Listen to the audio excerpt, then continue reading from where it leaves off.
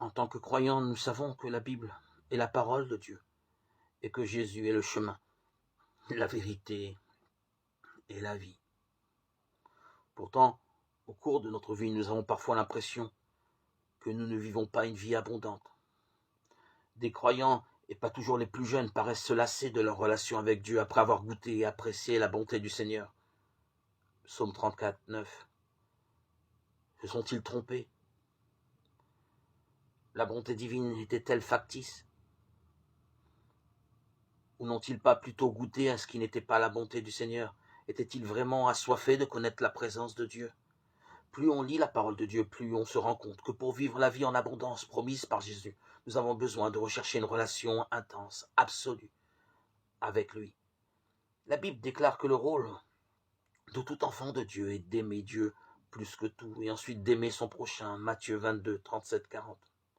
La vraie vie est coûteuse, parce que le développement personnel, le bonheur et l'amour exigent de devenir vulnérable, de prendre des risques, d'accepter la souffrance.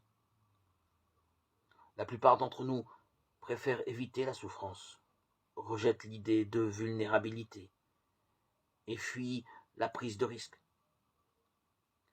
Il est si facile de s'accommoder d'une vie sans soubresaut, de rester sourd aux appels divins.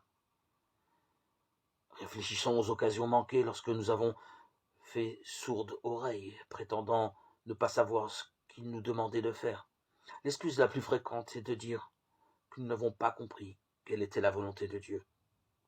Ces promesses sont bien réelles, mais encore faut-il que nous les acceptions et que nous lui fassions confiance.